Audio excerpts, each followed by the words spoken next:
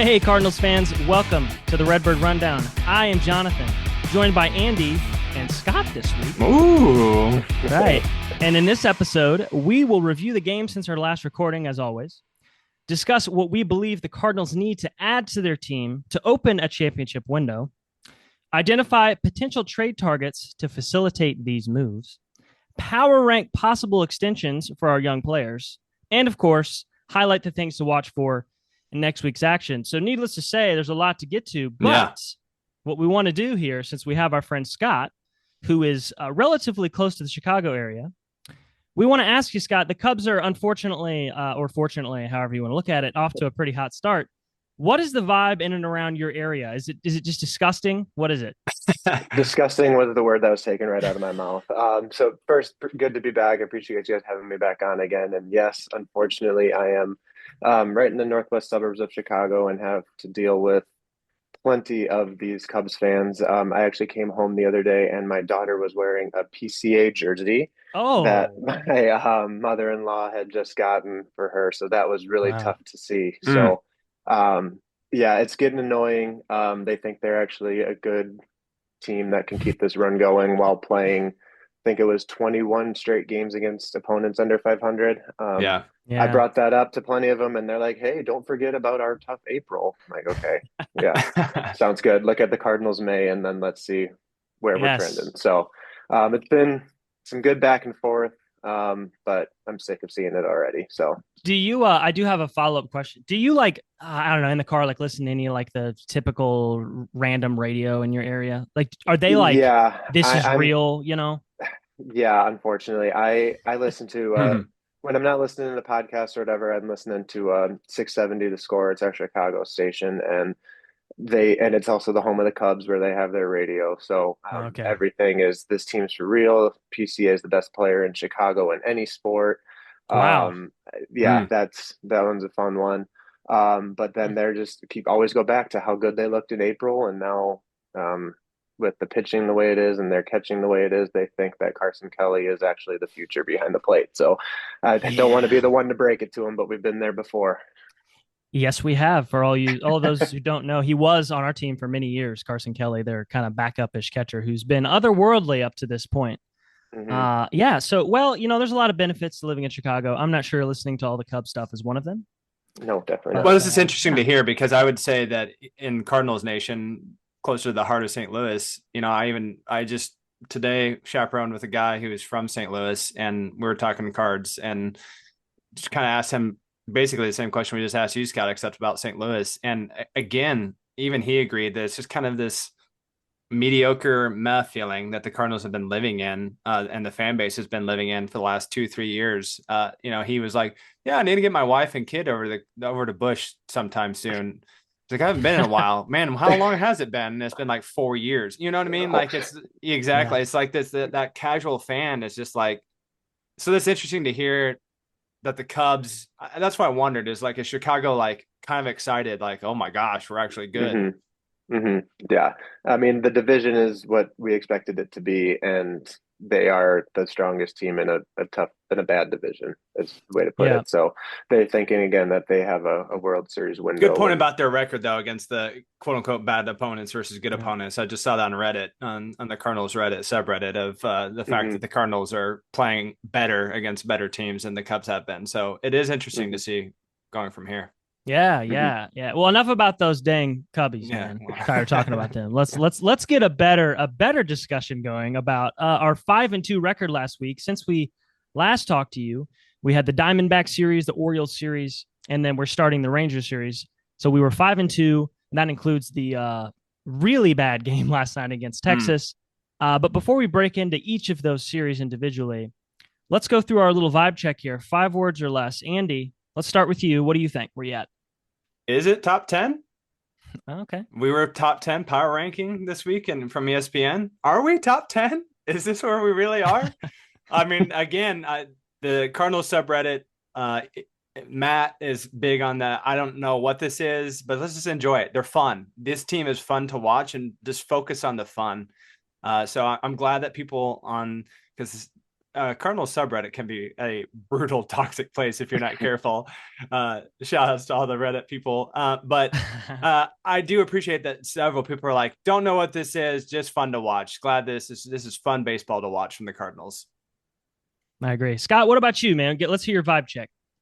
I'll take it one step further and be turned into the annoying Cubs fan, and I'm going to say legitimate contenders. Oh, I think the offense is for real. The Jordan Walker news was a little bit tough today, Yeah. but I think they have the options to fill in for that. And while the pitching's not sustainable, I think they have the ability and may add question mark at the deadline. So I think that's a possibility with that weak division. yeah. You said the tough Jordan Walker news, and I frantically looked at my phone because I have not done anything with my phone today. A wrist inflammation. Is that what it is? Yeah, so it's something he's been dealing with for a couple days, but Ollie thinks it'll be the minimum 10. So that's why they Okay. called up Ryan Vilade, Yeah, who's yeah, gonna just be there. If it was more serious, I'd expect to see somebody else, but yeah. Okay, well that's at least good. And I forgot to mention at the top, Matt is on vacation. He did not Yes. just vanish into thin air. He is He's he not is sick somewhere. either. He's not throwing Right. up. That's Also true. not. That's the other stuff that happens. Yeah. Okay, so my vibe check this week is just going to be simple: enjoying the ride. I'm just happy for what I'm seeing. It's been Yeah. fun. I don't expect every game for us to win, like last night when we got kind of thumped. But it's just been exciting to watch us actually be competitive and think that we have a legitimate, chance to win if we go down early. Like this offense is going to bring us out of stuff. So I am just enjoying the ride, honestly. So let's get into to these wonderful series, these first two that we really performed well. So let's get back all the way to the Diamondback series, which I mean, a 3-0 sweep of the Diamondbacks is no easy task, even if their Yeah. record does not necessarily dictate that they're a really good contender right now. So game one, the Devil Magic Miles Michaelis was excellent, right? Throws another gem. Arenado, that was that weird like triple he hit, that long fly ball out to right or left center. We won a 4-3 close game there.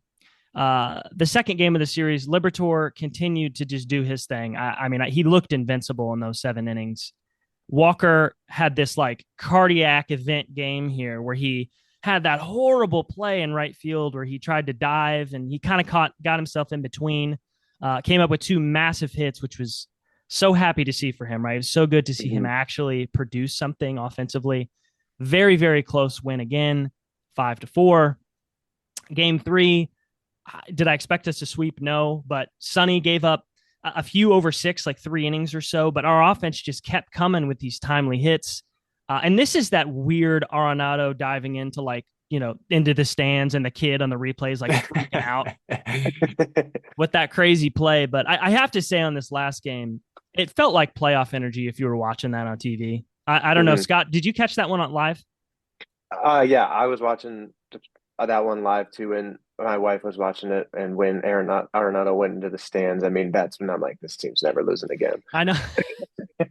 I know. That's how I felt. I was telling my wife, I was like, these last couple of years we've been sort of mediocre, but Bush was really alive at the end of that game, and Maton with that strikeout, and I think it was Pages behind the dish, really pumping it with his fist. I was like, oh shoot, like this is exciting to watch. It really There was is. a call to arms to have everyone go pad up the third base sideline or foul territory with stuff, so he didn't have to take such a hard spill. Arenado proof the seats down there, right?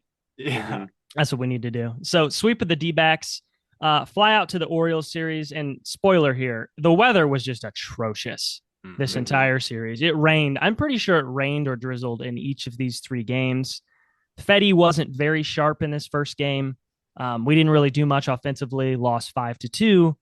The second game, again, more rain. Palante was okay. He's kind of, side note, sort of tough to watch for me sometimes, just his erratic pitch selection. He's just all over the place. You never really know what you're going to get with him.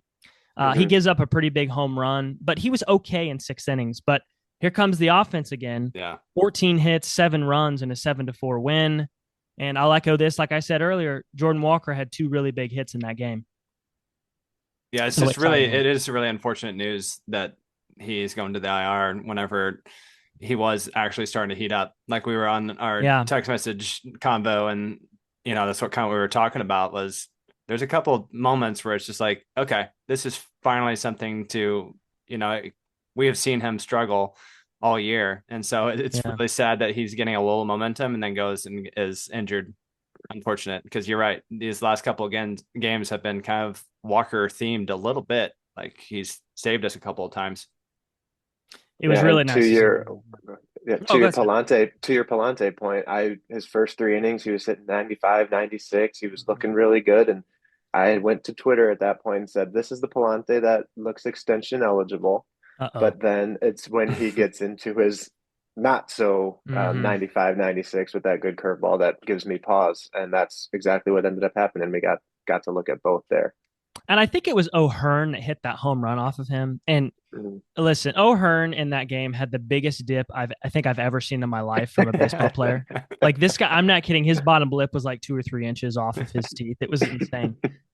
He crushed that though. I mean, I thought it was a fairly good pitch, but he smoked that. So credit. That's Yeah. just a better hitter making a pretty good swing on a pitch there. But Mhm. last game of the series, again, more rain. Michaelis, you could tell he didn't have a good feel for his stuff. His curveball was left up a lot. I mean, it's raining. I can't imagine trying to spin the ball with that amount of, just condensation and literal water on the ball. Mhm. But our offense comes through again. 12 hits. We scored 6 in a 6-4 win. Mason Wynn and Donovan were Mm-hmm. carried us in that last game. I mean, I think it's crazy sort of to think that Mason Wynn is still batting second. Like in my mind, I'm like, what are we doing? And then Mm-hmm. he continues to deliver with these hits. Yeah, I looked him up the last 7 games before this Rangers game. I looked this up and he's hitting just shy of 400. So, yeah, which is insane to see again. We've talked about it again before in the pod is his overall average is not showing what he has been doing the last Yeah. 25-ish Mhm. games. He's been an absolute tear. Mhm. Yeah, exactly. And I tell you another thing too about Wynn is he never he always like you can watch him like change his approach towards the end of that bat. Like you look, he starts swinging hard at the beginning, and then he's just trying to get on, which I really like to see that with him. I think that's how he was successful last year with all those two strike hits. So I'm glad to see him do that. Absolutely. And then him and Donovan up at the top. I mean, they're seeing 4 or 5 pitches per at bat. I mean, that stuff adds up. And so I like seeing that too. I totally agree. And I do want to say before we move off the Orioles series, they have been insanely bad this year. Like Yeah. expectations, they've completely not, met the bar that they thought that they would. But they're a good team. That was not an easy series. Their lineup is still pretty scary to get through. So I don't want to just say like, oh, we beat another bad team. That team's record again does not dictate how hard fought that series was. Oh, and when you have the ghost of Dylan Carlson Oh Oh man. coming my back, gosh. I will say I love to see it. I am a Carlson fan. Yeah, yeah. I have a jersey. I have a couple cards. I like seeing it. It's just a bummer. It was then. I know it is funny. I think in our text thread, he hit that 3-run home run, and Matt was just like, "Are you serious?" So agreed. Good for old Billy Barr there. Hopefully he does something. Yeah. Last series here, last night, not much to talk about. We get to Texas. Libby, honestly, just a few mistakes. 2 pitches or 3 there. A triple that scores 2, and then that other home run from Langford. And I mean, he smoked that. Wyatt Langford's a great player. That's just going to happen. But I was happy to see Libby calm down and get through 3 more innings. He even said after the game he wanted to go out for the 6th because he felt like he started to find a little bit more in his like in his pitch sequencing, right? Like he wasn't throwing his changeup enough. So we got smoked 11-1. Nothing really happened, Was but it was nice unfortunate to see because Libby again. woulda coulda shoulda Yeah, here, yeah, but yeah, like if he would have, if the offense I think would have done anything, it'd been more interesting to see what Ollie would have done, especially if the starting pitcher's like, there's discourse happening inside the dugout, like, yeah. Oh hey, yeah, I want to go back out. I think it'd be more interesting if it was like 5-3, 5-2, 5-4, somewhere in there. If Ollie lets him go back out, because the 6th is where the dagger gets put in that game. We go down 9-0 after the 6th, and would have yeah. been interesting to see if Libby was feeling it. What could have happened? And it's a bummer they lose a game when the Cubs finally lose against an incompetent team. Like that's just what was really disheartening about it. But Texas is a good team who was ready to break out. And again, Libby had a couple mistakes. I will say Yeah. Burleson got that clean inning. I want to get on record saying I want to see position players air it out, though. I don't want to see the 45-mile-an-hour fastballs. I want I to see what they know. can bring. That's I, that's my only issue with it. I did think it was funny when Burley, like, he walked off the mound, just shrugged his shoulders, like, no big deal. A fly out and a double play. Like, is this that hard? Yeah. I would like to see Wynn get up there and just cook one full speed once. It's probably high 90s one time. I'd really just, well, come on, why not?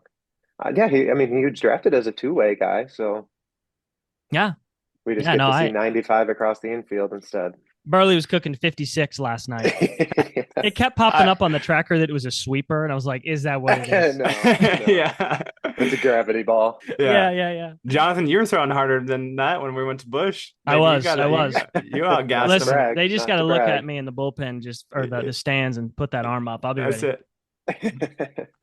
All right. So impressive couple series here. I think we're playing the Rangers right now. I hope we can bounce back. And if we lose this series, I'm not too worried, but I'd like to see a little bit more competition here and not just get absolutely annihilated.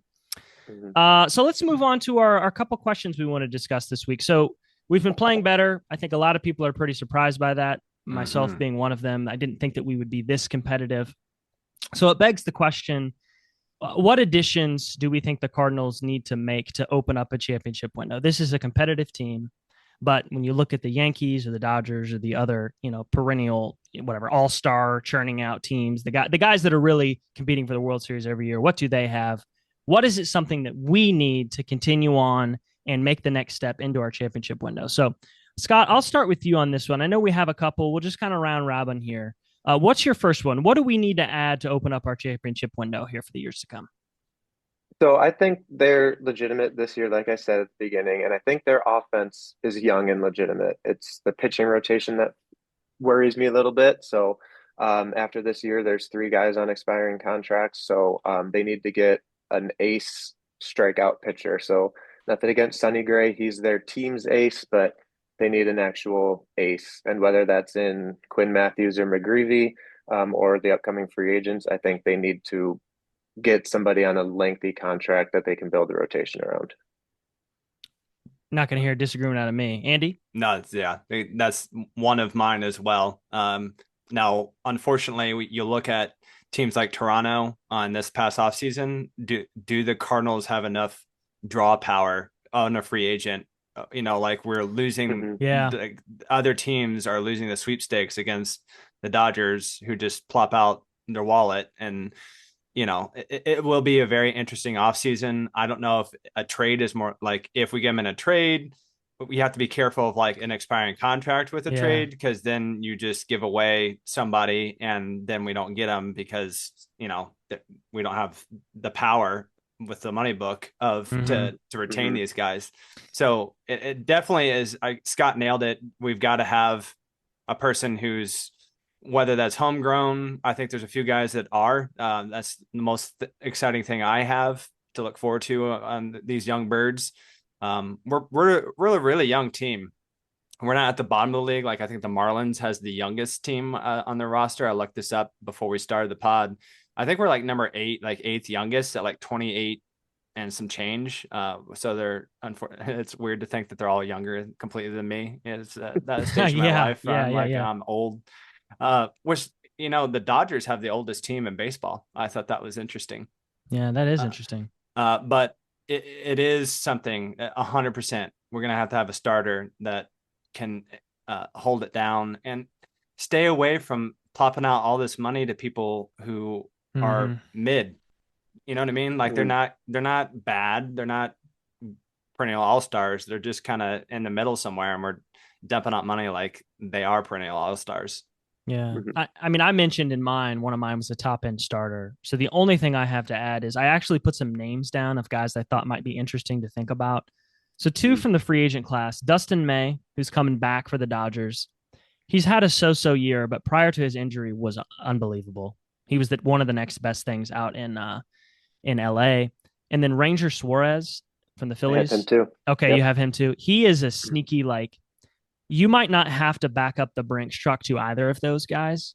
And we could compete. Andy, to your point, you may not have to shell out $200 million. And those guys are top end. Are they aces?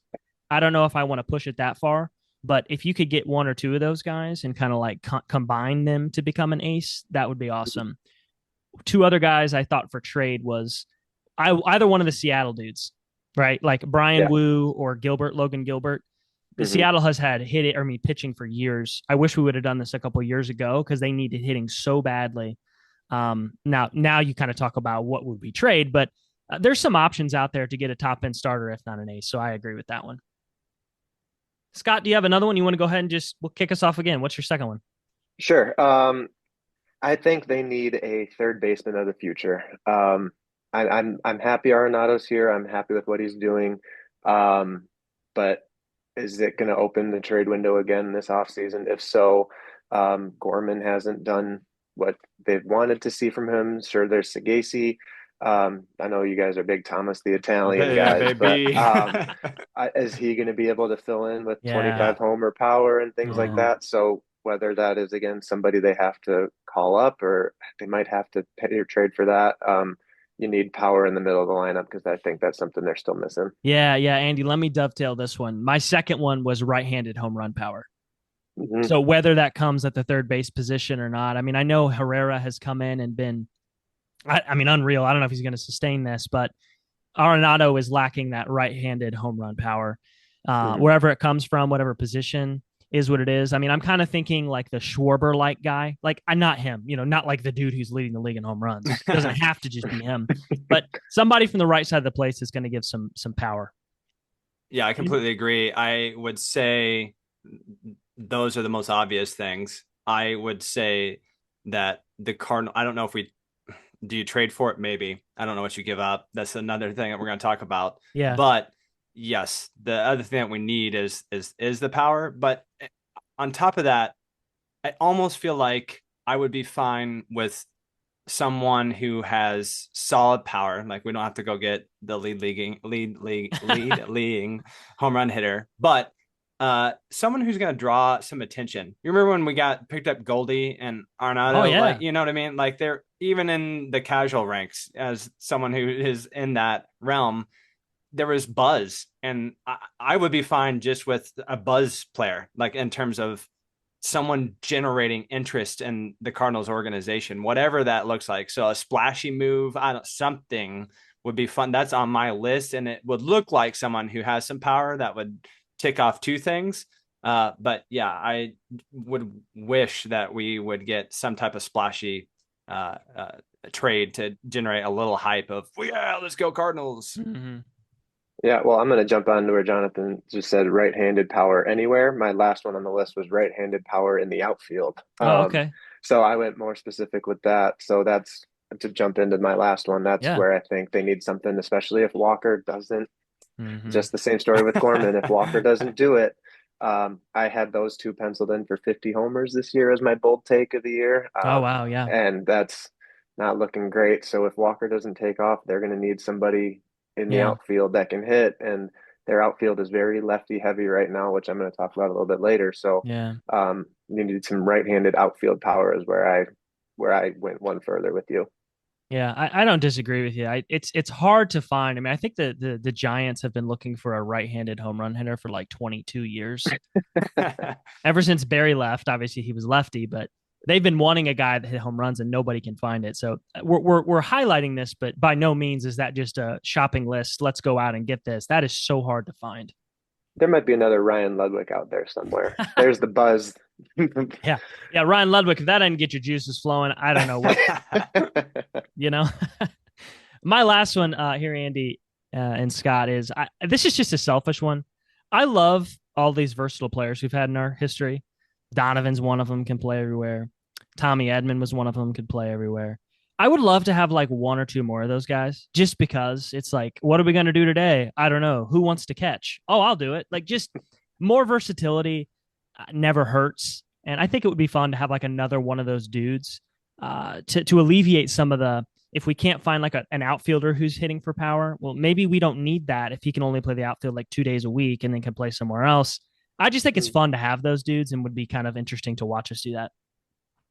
Actually, I forgot. I actually did have three. I would like the Cardinals to find a bullpen guy that will set up whomever we're setting up, our set, I would like to see someone who is lights out, and is electric when they come in. I would like to see that as a if I'm the GM, those are my three things. I agree with Scott. With the starting pitching, we need power. I would like someone in the bullpen that's just absolutely overpowering people. That's where my third and a half one was. I said a closer, but I don't think you really need a closer to have a competitive window. I think you can find someone. You got to assume Helsley's probably not going to be back. So then I just put down Graceffo as an option because I love his just wind up and the aggressiveness he comes in. And then my future one could be Tink Hence if he can't maintain the starter's workload, but he's working his way back now. So I think they can find a closer that could be that lockdown that Andy's hoping for. I agree. Now, moving to this kind of a natural segue to, okay, all of these things are awesome. Right. Money's not going to buy all these things. We may have to trade for some folks. I would venture out and say that would be likely what happens is we would trade somebody. So if we look through our minor league system and even in the major league, the roster, Andy, we'll start with you on this. Who is tradable? Okay. Now buckle up. Because I have no idea what he's about to say here. You got the vibe. That was the brotherly vibe. He knew what was about to happen. Okay. I have a hot take. I don't want, let me preface this before I get skewered by somebody. I don't want necessarily this to happen, but you have to look at the roster and think if you're the the Guardians or someone else, right? Like, who do you want? You know what I mean? Like, if you're another team, you have to expect that there's another fan saying, well, we don't want your Lucan Baker. Exactly. No offense, Lucan. Yeah. For our stud, I think the most likely proven player on the MLB roster that could be traded is Donnie. Oh, right to my heart. I don't want that to be the case. Okay. So who do you have to get for Donnie? Donnie is very good. But as Matt has said, is he a capital G guy? If we got a capital G guy with Donnie and some other stuff, would you send Donnie? I think personally, yes. Donnie is a fantastic role player. But if I'm talking like star power player comes, like you get Goldie 2.0 for Donnie, would you take that? Donnie plus some other stuff. Scott, would you trade straight up Donovan for Logan Gilbert like right now? That's a tough one to ask you. I'm just wondering because who's the tier of player that you would do that for? Is it that it has to be like this S tier starter to get him? I think if Donnie is going, it has to be for a long-term starting rotation piece. It can't be a mid-tier guy like we talked about earlier and then a lottery ticket. I think you have to know what you're getting. But then if he's not the G guy for us, does another team see him as the capital G guy and where they would give up something like that? So that's where when you start, and you said plus some other pieces, that's where it starts to get scary for me. I don't disagree with that. So, okay, Scott, bring us back down to Happy Land. Sorry, I just took a knife to heart. Sure. I'll go the complete opposite way. Okay. And play it safe because I was looking at, I think they can do it this year. So I shied away from the guys like Fetty and Mats that we might be seeing. Because I think that they're important for this year, and if they're trying to get fans back in the stadium, keep them here. So my first safe option would be Matt Koperniak from AAA, because to keep the window open this year, I think he can get you that bullpen piece that you may not have in the minors. Like we've heard Ollie say, there's nothing coming from down there. So Koperniak's a guy he's 27, 28, with another left-handed hitter. Where he just doesn't really seem to have that future fit here, where he could be the next, a Rosarena type deal, where because he's a guy that's averaging 280 in the minors, double-digit homer, double-digit steal potential. He's just a major league hitter that doesn't have a spot here. So for this year, I would say that Koperniak could be my first to go, but then we'll go down the list. That's interesting. He's always been a guy that feels like if you gave him a chance, he would probably figure it out. He's done it at every level in the minor leagues. So I don't blame you for that one. All right. I'll give you my top one. The other ones I feel less confident about. This is the only one I feel really confident about. in these trades, depending upon the tier level, which I think we're going to be shooting pretty high, you've got to dangle somebody who I think like they would want. Yeah, It's you going to have hurt. to. It's going to Yeah, it's hurt. gonna hurt. And I feel like that player is Tink Hintz right now. I like Tink. I think he could be great. But if his ceiling is a bullpen guy, we might be able to sort of pull one over on another front office and be like, here's this starter. He's a starter who has had some injury history, but he still has that like promise of being something else. Like, you know what I mean? Like, you kind of have to do that whenever you trade is here's what he can be. He hasn't seen the majors yet, but he's got all this promise. He's one of our he's like our second or third ranked prospect, I think is what he is, third maybe. Mm-hmm. And I'm afraid Tink is never going to be able to keep it together health wise. If he did, I would say by all means he's not off limits. But I think he would entice a team enough to give up something. He and maybe some other ancillary pieces. But he's the Mm-hmm. one prospect I feel like you might be able to get something for. Am I crazy for thinking that? No, you're No, absolutely right. you're right. I bought about 7 numbered Tink cards this year, hoping for a breakout. So when I want it to be in St. Louis, but I get it. We just have to, yeah, Yeah, that's never fine. mind. Just kidding, man. You're keeping Tank. Right. Right. So I just want to throw out a few of these guys Sure. that have been named as potential trade. Like, for example, when I was reading the Tigers beats writers, and they were talking about Fetty, or they're talking it's guys who've been on the trade block and been shopped. Arenado, we've talked Hells Bells, stuff like that. Are if the are any of those? Let me just ask the elephant in the room. Does somebody want Nolan Arenado? Let me just Well, ask that to you well, guys. one Does one someone? team did. They did. The Yeah, Astros wanted him. He didn't want to Mhm. go. I think if he continues on his current offensive trajectory, yeah, that's what I mean. uh, Did this third of the season hurt that ever happening? I'll let you weigh in on this too, Scott. I think the simple answer is yes. I think the long answer is a little more complicated. I think he has more value to the current Cardinals team than what they could get on a return right now. Yeah, I think that's right. I think so.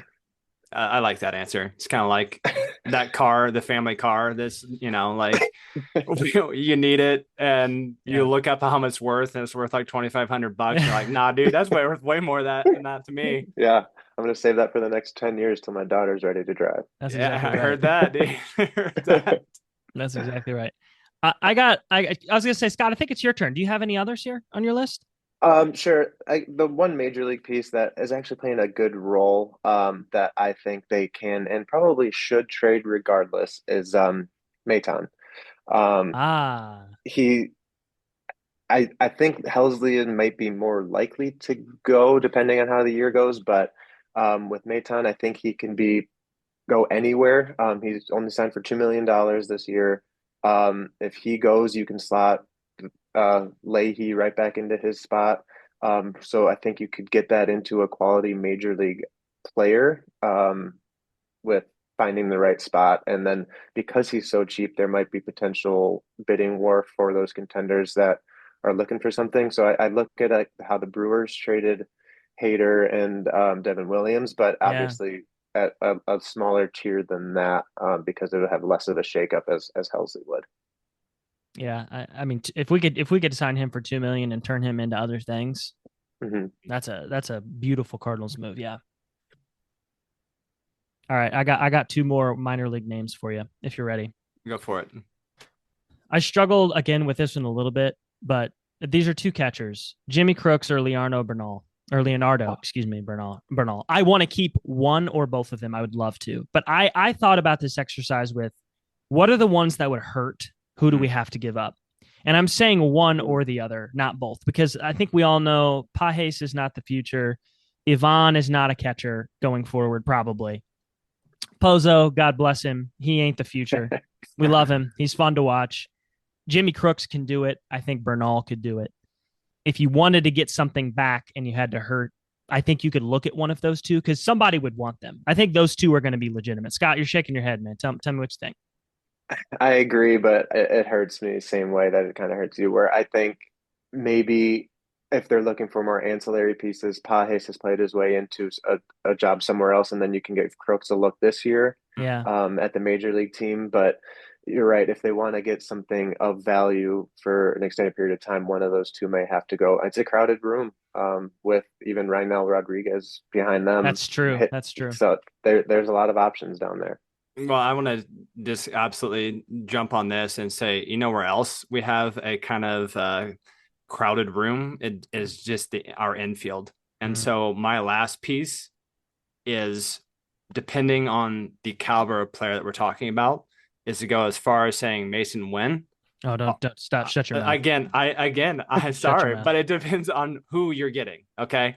So it can go for as high as you trade off Mason for someone who's very high tier, or JJ, or, you know what I mean? Like, our room inside the infield, it's crowded already. We've talked about it at length on this podcast. Yeah. One of those pieces, I don't, there's several, there's about 4 or 5, and I think is a okay trade depending on what you get as a return. I think that the Cardinals have enough infield. And then I was reading, and again, it's just an ESPN article where people are just, you know, their conjecture of what they think that the Cardinals are going to get. But they had us drafting a shortstop with our 5 pick. I don't know if you guys read that, or our 6. I think we're 5th or 6th. 5. I can't remember. 5, yeah. And I was like, really?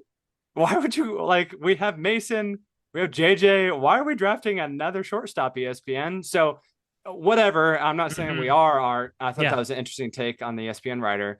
But I think my last piece is, depending on the tier that we get back, anyone inside the middle infield is up for grabs. Yeah, I can see that. I can see from that perspective. Although I have to like crouch down, get behind a chair, and like look through like the slats in the back. I can see that you're saying that, like, listen, if you really traded Wynn, which I personally would not, you know, JJ, could he come up and do it? Do we have this? You could maybe see that there's a log jam, which that's a greater problem we've had for years, of log jam in these current positions. Scott, do you want to slap him through the screen? What's the feel? Yeah, I think you have a known shortstop commodity, and with 2020 potential, I think, in Mason Wynn, I think, the spoiler alert to the next segment, I think he's got to be here for a very long time. Yep. I was going to say, I think I might have something to say about that later. Let's just get right into it real quick here. We'll go with maybe just a couple quick hitters here. I'll go, Scott. I'll start with you. We're going to power rank the rookie deal guys, the young players who's arbitration eligible for extensions. So Scott, go ahead. Give me your number one, the one you feel the best about.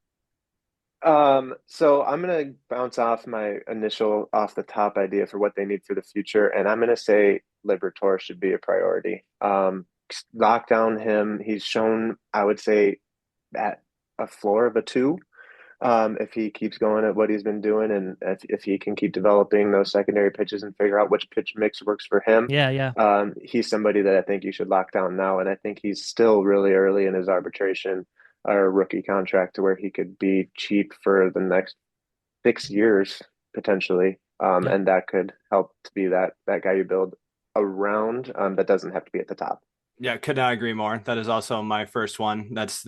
Libby is one of my favorite players to watch this year, and one of the most exciting. I like the pitching, and I completely agree with everything Scott said. So he took my one. Yeah. Let me give you, he's one of mine. I gave him a contract. Let me run this by you here. So he has 3 arbitration years remaining. Like, he's pre-arbitration. So once for explain that to the listener. Yeah. You have an original deal, which is pre-arbitration. You're making the league minimum of $700,000, which that'd be cool to do that. And then you get into arbitration, where you get to basically say, hey, I've proven that I'm this player. You need to pay me a little bit more. You start to see the money go up. 700,000 go to 2 million, 4 million, 6 million, or in Juan Soto's case, it was like 25 million. It can really vary depending on how good you are. So it's sometimes within the organization's best interest to buy out those arbitration years to get somebody like on a cheaper deal and not let them hit free agency and get even, a deal that's maybe out of your reach. So here's what I have for Libby. He's got 3 years of arbitration left. I say we sign him to a 5-year, $80 million deal. That's $16 million a year. It buys out his 3 arbitration years in 2 of his free agent years, and that puts him at the age of 30 because he's 25.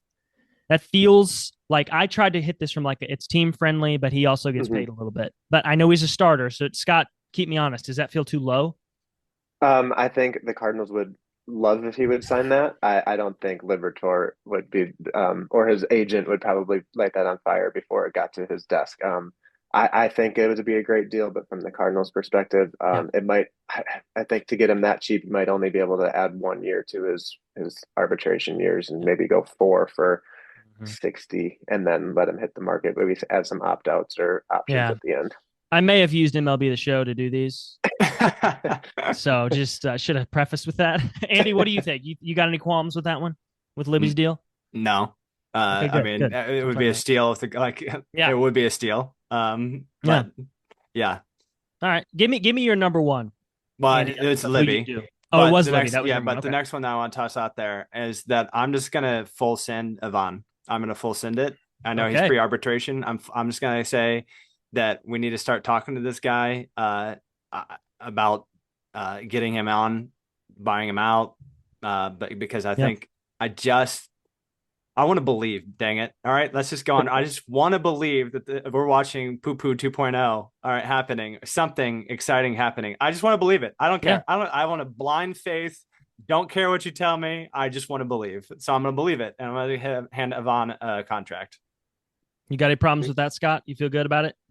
I put that on Twitter as a talking point that got a lot of action. I asked if Herrera needs to prove he can catch at least capably to Mm, be an extension candidate. And this was right as he came back, and the vast majority said no, that he can hit. They haven't had a legit DH since the DH has come in. Pay him just to fill that role and let him concentrate on that. So I'm for it. I would like him to play a position, but if he can hit hmm 300 with 30 homers, sure, I guess we can sign him. Yeah. I got another deal for you here. I opted for many more years in this one. I'm trying to kind of follow the Brewers, Jackson Churio, Corbin Carroll with the Diamondbacks. So I said 8 years, 135. It's like 17 a year. He doesn't play defense, but it locks him up one pre-arbitration year, basically 4 years before he hits free agency, and then 4 years up free agency. So if you're Herrera and you don't have this ceiling of being the hallowed grounds of Albert Pujols 2.0, but your floor is you're a solid MLB hitter, $17 million a year for a solid MLB hitter feels right. Scott, keep me honest. I'll take it. I think Okay, that's fine. yes. Yeah, I'll take it. Yeah, 8 years. He'll be. I would assume he'd be wanting that cost certainty for those 8 years, and Yeah. sure. Yeah, Yes. sign me up. Sign me up. He's accepted it. All right. Can I give you guys my number one? Yeah. Here's my number one. It's Mason Wynn. It's Mason Wynn. I think he has the chance to be something crazy. If his Yeah. ceiling is Yep. the Bobby Witt territory, maybe not that high, but like it's in that upper echelon of MLB shortstops. And his Mhm. floor is a very serviceable, better than any shortstop we've had since what Renteria. I don't know, Mhm. right? So here's my contract for you. He is 23. Okay. What if we give him 12 years, I wonder if you're going that big. Yeah. I wonder if you're 12 going to do one of years, these mega deals. 200 million? And I struggled with either 200 or 250. 200 million at 12 Mhm. years, I think was like, I tried to keep it around. I think it was like 16 or 17 a year is what I tried to do. It's 16. Do you think you could convince Wynn's like his agents? I don't know why I couldn't think of that word to say, listen, we'll lock you up for this amount no matter what. Like if you were Wynn, would you not be enticed to take like 12 years, 200? What do you think, Scott? Enticed to take $200 million at any time, regardless of my job I'm in. Yeah, 12 years, 200 million. I think that starts a conversation. To Yeah. take him Probably starts through it. that. I mean, Mm-hmm. that's a lifetime Cardinal. Yeah, it If is. he can think he's going to be in Bobby Witt territory, he's asking for many opt outs or plenty of incentives to bump that thing up to. I mean, you got to think Witt's going to be getting 40, Yeah. 50 million. I think he signed an extension, didn't he? Yeah, he did. That Win would probably be trying to build that around um, for the I long agree. term, I but agree that's with the 12 opt years of cost outs certainty.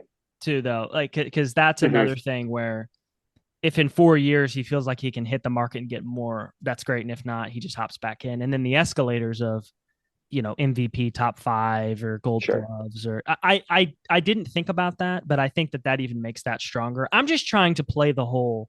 Here's some cost certainty for you for all these years. Absolutely. You got to at least think about that. Andy, I know you said earlier you're good with it. Do you feel good about it? Yeah. Well, side note, I just want to point out that Spotify doesn't know where I live apparently, and so I get these random ads and one of them was Bobby, and he has this kind of cringeworthy ad of where he a play on his name where he's just talking about every Bobby, and it would be fine if he would just kind of like slid it under the radar, but just how it was written, I was like, I stopped my run. I literally stopped and was like, did I just hear this correctly? That we're going off every Bobby and like was really going. So I guess if Mason would have to take over Window World's job for the Blues and what like the Cardinals would have to get so he could do some type of window stuff. Why'd you reveal that? That was our only thing, man. Yeah. We had that. Yeah. Yeah. No, I completely agree. I mean, Mason wants it, has said on record, wants to be a face of the Cardinals. So the intent and desire is there. That's the buy-in's there. Like that's what he wants. So I think that as soon as you said like a 10, 12-year deal that we're seeing some of these players take, I think this is the type of person that does take something like this, because when you come out and say, I want to be this, I want to do this, you've already got, all right, boys, let's wind it up. It's on the Cardinals and the think tank of, is this going to be a good investment for the Cardinals? Because I think Mason kind of played his cards and has said, yep. So I don't know if he lessened his leverage there because he overplayed, but I mean, it makes sense to me to line this guy up for somebody who wants to be a Cardinal to do that. Mm-hmm. Yeah. Let's keep him there for life. I'm good with that. All right. So let's transition to what to watch for in the coming week. Speaking of Bobby Witt, right? The Royals. Bobby. Yeah, every Bobby. Ricky everybody. Bobby Witt, whatever. The Royals are coming to town for a home series. I'll start with you, Andy. Is there anything you're going to want to watch in the Royals series? Every Bobby. All right, yeah. Yeah, no, I am very interested. We talked before we recorded here about June, and today is the last day of May. So the Cardinals, their schedule, it ramps. It's 29 games. There's 2 off days, like Scott was telling us, and there's some good teams that we're going to play in June. We got the Dodgers. We have the Cubs. So we're going to see. I can't wait for that 4-game set. But the Royals, again, the Dodgers are after that. We're going to find out in June whether they really belong in the top 10 of the MLB this year. So the Royals, I'm just going to have fun watching this. But in the back of my mind, I'm like, okay, is this the mediocrity that the Cardinals nation has gotten used to, or are we for real this year? Yeah. Scott, what about you? I did mention we're playing the Dodgers after. Andy alluded to that. So it's the Royals first and the Dodgers come right after. So either of those series, anything you're looking for? Well, I'll actually be at the Saturday game for the Dodgers series. Ooh, okay. I'm probably going to try to get Friday in there as well. I actually got invited by the Cardinals to be part of their Blogger Day podcast nice. today. Dude. So thank you. We have a meet and greet with Money Mo on Saturday, and then get to stay for the game. So I'm excited to just kind of see what the vibe is back at Busch Stadium with the Dodgers in town. Hopefully it's approaching that 40,000 probably the number Dodgers again. Yeah. Mm-hmm. So I'm very excited to be in person, hopefully feel the playoff vibe. I was there at opening day, and it was kind of a, hit or miss depending on if people thought it was going to be a terrible season or a mediocre season. And now with the potential playoff run, let's see if the people come back, especially to watch Ohtani and Freddie Freeman and everybody else that they can. Well, feel free to do what we did, do some wholesome heckling out there. Feel free to carry that on. Absolutely. Don't worry. Maybe even to Mo. That'd be cool too. Yeah. Well, yeah, we're trying to get invited back, so I'm trying to think of the questions that I could ask that would get an answer, get content, but also allow me to come back in the future. That's a needle that is small thread right there. Yes, it is. I got 2 things I'm looking for in the Royals series. I just want to see if we can beat them at home. We beat them on the road. Their lineup doesn't scare me. They have pretty good pitching. They're a solid team. I just want to see, like, are we going to be legit against the Dodgers? Because they Mhm. are, as we know. I mean, Shohei, and I'm going to love watching that because we don't get to see him enough. And if you're a fan and you haven't seen Shohei do his stuff, I mean, it's just kind of amazing to think that when he's healthy, he's a top 3 to 4 pitcher in the league too. It's just Mhm. nuts. It really is nuts. So I'm looking forward to seeing Shohei as well. And we do have a good, okay Yeah, shot. The Dodgers have been plagued by the injury bug this year a little bit. they have. So they've got a couple of hits to the rotation. So, and they kind of just limp along because they're so stinking deep and their offense is so good. So Yeah. it may, this series when we face them may not be, if we happen to face them in October, may not be the same kind of series just because of their health. So I personally am like, it's kind of for me in my mind. If let's say we go 3 games to, are we playing a 4 game set against them or a three? I think it's 3. I think. If like we win, let's just say it's a 3 game set, or even Yeah, if it's yeah. a four. If we win the Mhm. series, right, and go 2-1 or 3-1, in my mind, I'm gonna have an asterisk just because of their injuries. So Yeah. that's personally what I'm gonna do with that Dodgers series. Seems like a good time to catch him, doesn't it? Mhm. Like kind of in the middle of the dog days of the season a little bit. Um, yeah, I agree with you. So, well, before we wrap here, Scott, it's been awesome to have you here, man. Of Yeah, course. where can we find this? Yes. These hot takes you're gonna ask from Mo. Well, I appreciate you guys again inviting me on. It's always been fun to do this. The twice I've done it. Yeah. So when you want to hear what I got to say, you can find me. I'm writing over at redbirdrant.com, over like on Fansided and things like that, and then also working with Interstate 70 Sports Media. I put a lot of that stuff on Twitter and on Blue Sky. And then I got a couple other things in the works that are hopefully going to be kind of locked down here in the next week or so. So follow me on those, and then we can please connect. I love like doing live tweets and running through lineup situations and things like that as well. So I try to reply as much as possible. So find me on there, and this is how I like to talk Cardinal baseball, and that's how we ended up here. I love that, man. The way that you mentioned that, I kind of feel like I'm going to be like scrolling through HBO Max and be like, "Oh my gosh, that's the thing he was talking about." Yeah. It's a freaking Hey, documentary, No. yeah, you can't give it away. Can't give it away. Absolutely. Well, thanks again, everybody, for tuning in to the Redbird Rundown. As always, your go-to source for St. Louis Cardinals news. Please subscribe, rate, review the show to help us grow. Follow us on Twitter, Blue Sky, and Facebook for the latest news. And as always, keep your rally caps on. And let's go Cards. Let's go Cards. Go Birds.